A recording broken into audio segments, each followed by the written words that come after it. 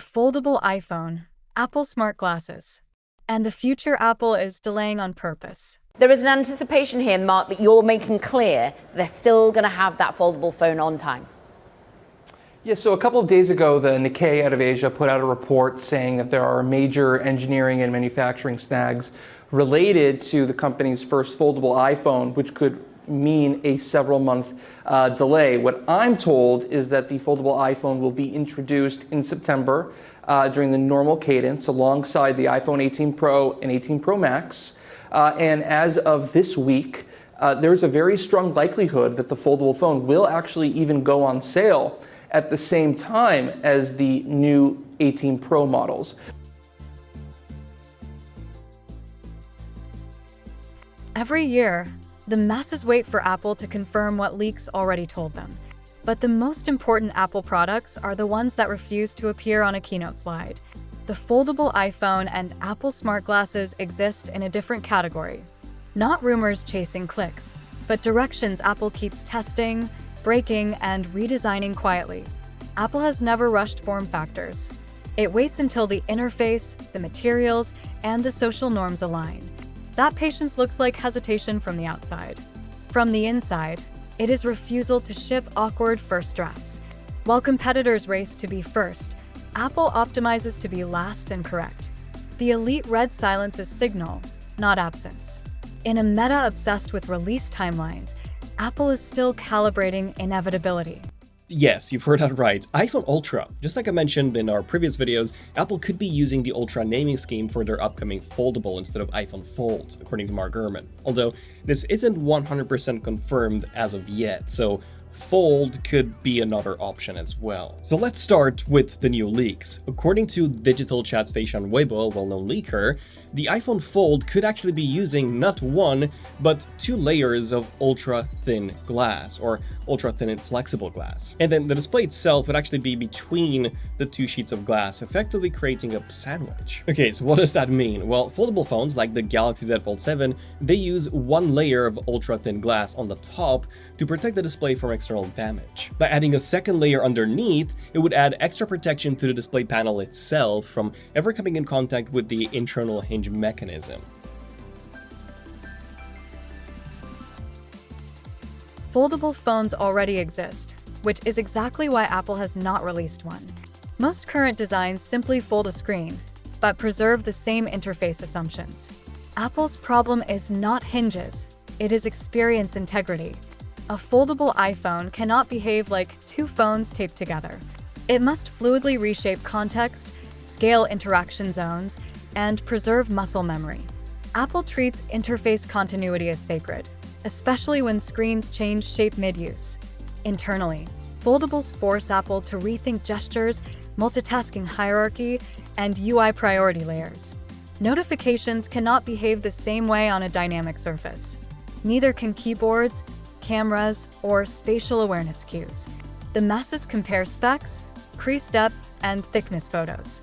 The elite understand Apple is waiting for the moment folding stops feeling like compromise. Don't follow the crowd. Follow the aura.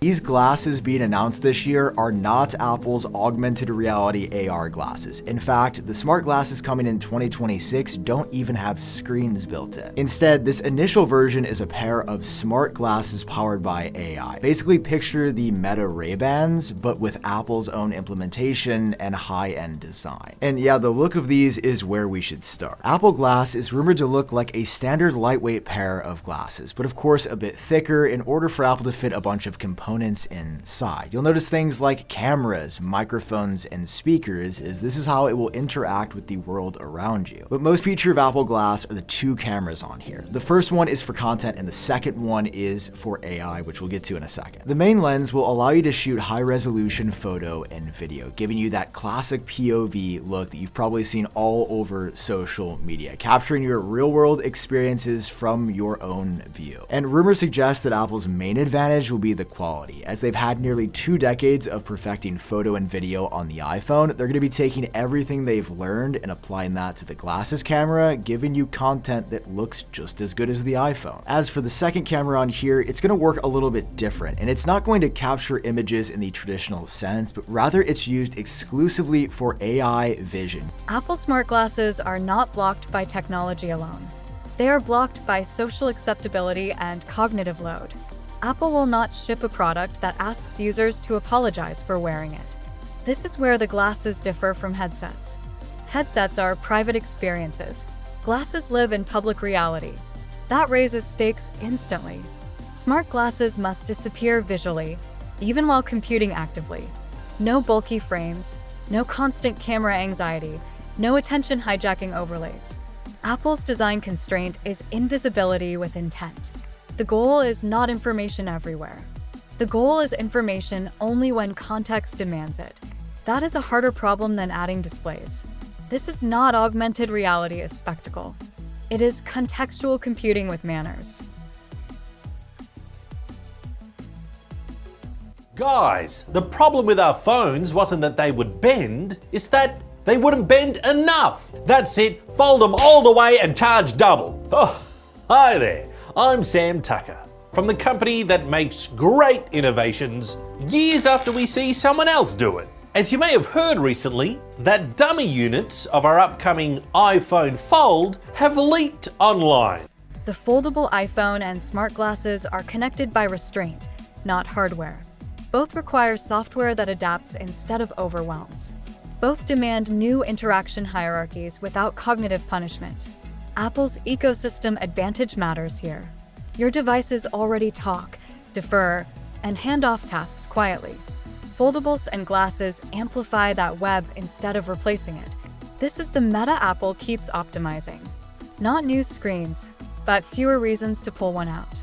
The masses want devices that do more. The elite want systems that ask less. Don't follow the crowd.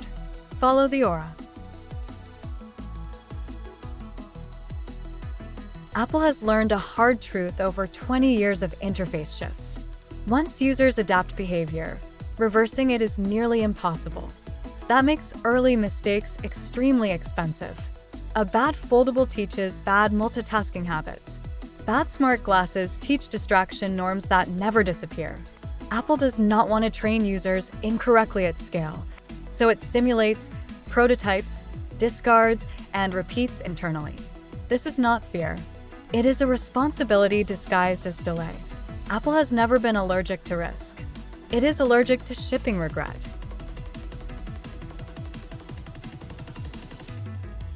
Apple's foldable iPhone is actually happening. And not only that, Samsung just moved up display production from July to May, which tells us this thing is coming sooner than we thought. We're talking September 2026 launch alongside the iPhone 18 Pro models. And honestly, the specs and features we're seeing leaked are absolutely wild. We're talking creaseless displays, liquid metal hinges, a $2,000 starting price, and technology that could finally make foldables mainstream. One day, folding screens will feel natural. One day, information will hover politely instead of screaming for attention.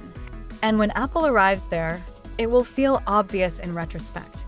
The foldable iPhone will not be about folding. Apple smart glasses will not be about displays. Both will be about reducing friction between intention and action. The masses will say Apple is late. The elite will recognize Apple waited until the future stopped looking awkward. Don't follow the crowd. Follow the aura.